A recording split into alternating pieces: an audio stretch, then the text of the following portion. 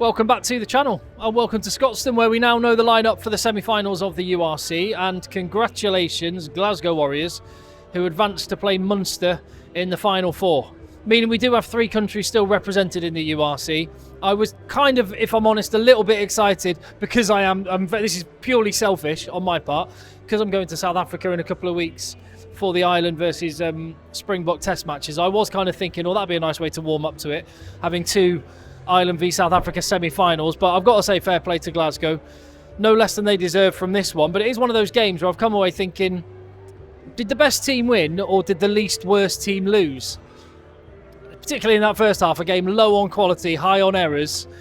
Lots to talk about. Thank you very much for watching. I'm Tim, this is Egg Chasers, and if you appreciate your rugby, then I'd love it if you give the video a thumbs up to help me spread the word, and would love it even more if you'd hit subscribe on the channel as well. So, what do you say about that? I'll come to Glasgow in a minute because they are the winners and deserve a lot of credit. But if you're a Stormers fan, how do you explain that performance? I cannot get my head around how poor that was. That's not what I was excited to come and watch them. I've watched Stormers on telly a lot, seen them play some scintillating rugby. I was really looking forward to seeing Warwick Gallant.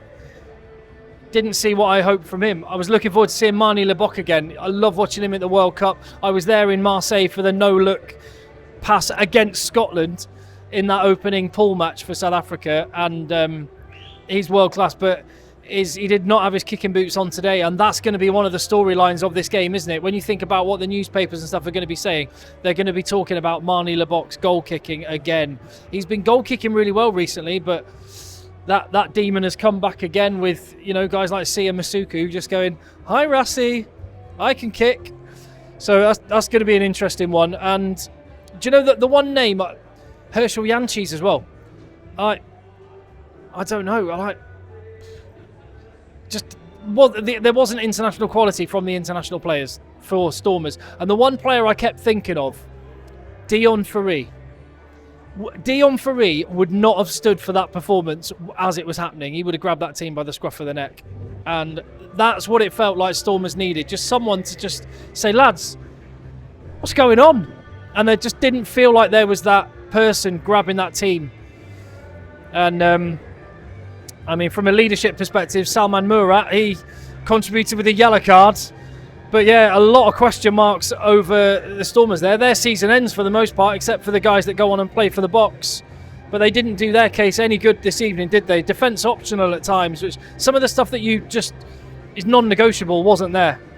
But with all that said, you've got to credit Glasgow, haven't you? They were better at the line out. And it seemed like a tactic from the Stormers. They were deliberately kicking to compete and not putting the ball out.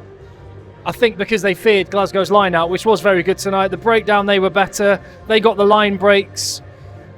They were the clear winners. They even managed to win by that margin and have the rugby equivalent of an open goal. They really should have scored in that first half. George Horn, who got man of the match in the end, would have been kicking himself if that had come back to bite him.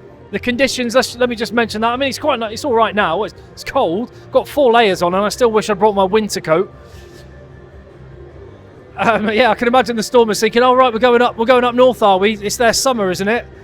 11 degrees and rain coming in sideways." I'm not excusing their performance. I mean, it might have been the reason for some of the handling errors, but certainly not to the degree that we saw. The scrums were a magic 8 ball. This is one observation I'll make about just the rugby that I've watched this weekend overall. I'd love to know what you think. Drop a comment down below. There's so few scrums now which finish, as in the scrum half puts it in, the scrum happens, and then the scrum half passes it away. It usually nearly always ends with either a collapse or a penalty or free kick. And yeah, and today's was just this game, magic 8 ball stuff. I'm not even sure the referee totally knew what the infringement was at any given time. He just probably said, "Oh, I don't know, I think it might be that one." So I felt for him though, because it was a bit of a mess. Rubbish first half. Rubbish. 6-0. 2 penalties that George Horn got. 2 penalties that Marnie Le Bock missed. A really poor half. Loads of errors. And yeah, you thought, right, get in the sheds and hit reset. What happened second half? Salman Murat comes out, yellow cards. But at that point, it's like the Stormers went, oh, right, well, I tell you what, we'll play better with 14 men. We'll do what the Lions do. And they go and score straight away with Ben Loader in the left-hand corner, slick hands. And I will say, Ngoma Zulu, he's quite good at rugby, isn't he? I'll give him that. But then, to get the score back and to come back within a point at that point, wasn't it? Was it 6-5? Yeah. To get within a point and then immediately switch off, not defend the kickoff. And Seb Cancellieri scores straight away. That stuff's unforgivable. And just to rub salt in the wound, Glasgow go and get the conversion, meaning they were 6 points up. Now they're 8 points and 2 scores up. So it was an uphill struggle from there. Duet made an instant impact. And I've got to ask questions about Herschel Janschys. No doubt the talent he has and has shown in the past. But I'm just not feeling it at the minute when I watch the Stormers. And there seemed to be an instant impact from the replacement scrum half. A try, again, reeling them back in, 13-10. But then, well, it was all Glasgow the last 20 minutes. They were the ones making the line breaks. Kyle Steyn from deep. In fact, there was a couple of times Kyle Steyn made a break and had an overlap. Hugh Jones made a lovely break against his former team and had a clear overlap, and they butchered it. So Glasgow won comfortably. The left, I think, probably two tries out there. And they're going to need to take those chances if they want any hope of beating Munster, because there were certainly errors from their perspective as well. And but they'll be going away saying, well, we can get better. And we're still in it anyway. They live to fight another day. They had the quality that was there. They were better in the midfield. The back row won that battle. And yeah, the key playmaking players for the Stormers that I was so excited to watch tonight in Libok and Gallant did not control that match. So yeah, a sorry day. That's going to be a pretty horrible journey back to South Africa, isn't it? They were hoping they were going to be sticking around and going down to Southwest Island for a few days, but back to South Africa they go. And well, I suppose some of the lads will be on the beach. The Springboks will be getting ready for bigger challenges ahead. I would just love to know what you think. I really enjoyed the atmosphere at Scotstoun tonight. They do a good job. Although I will say it's almost like they've pinched the DJ from Pretoria with all the tunes that they go for. They get the repertoire out. Bit of Gala and Freed from Desire. Didn't hear no, there wasn't